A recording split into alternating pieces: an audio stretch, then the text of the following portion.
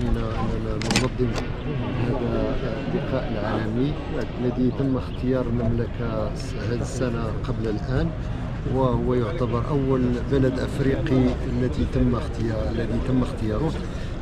هذا لا يمكن إلا أن يسعدنا كبلد، ويبين مدى التزام المملكة في مجال النقل بواسطة الطيران.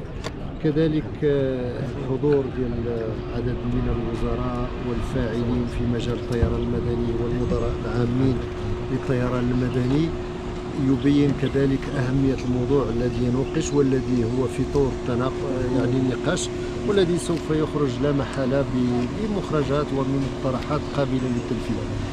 توقيع أمس مع رئيس المنظمة العالمية للطيران إيكاو هو التزام المملكة لمواكبة وتأطير عدد من البلدان التي تعرف نقص فيما يخص تطبيق معايير السلامة ديال الطيران، واللي من خلاله التزمت المملكة في تكوين عدد من الأخصائيين والمختصين في مجال السلامة الطرقية بالخصوص عند البلدان الإفريقية لمواكبة الركب، لأنه العنوان الكبير لا نريد أي بلد خلف الركب، فالمغرب ملتزم بذلك. وبطبيعة الحال إضافة إلى هذا الأمور كلها، المملكة المغربية التزمت من خلال عدد من المشاريع لمواكبة التطور العالمي اللي غادي يشهدوا الطيران المدني، بحيث الأرقام اللي تعطت السنة الماضية تم نقل 5 مليار راكب.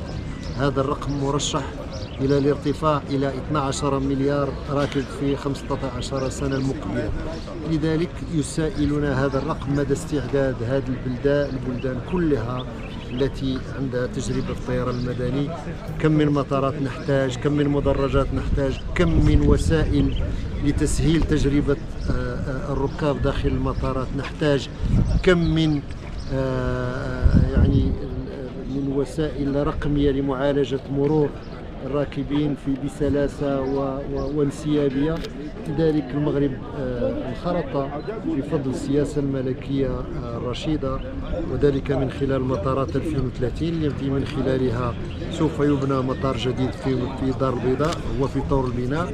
توسيع 7 مطارات جديدة: مراكش، أكادير، الرباط، دار البيضاء، طنجة وتطوان،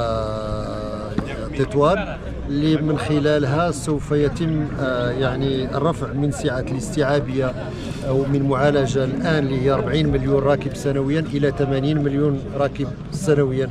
هذا لا يمكن إلا أن نقول بأننا الحمد لله نعتبر بأننا على الطريق الصحيح، وبفضل السياسة الملكية السامية الحكومة ملتزمة، وزارة النقل واللوجستيك ملتزمة في تطبيق هذه المشاريع للوصول إلى معالي الوزير. أرقام كبيرة تحققها وزارتكم في هذا المجال، ما المستجد بين الفترة الحالية ورؤية المغرب 2030؟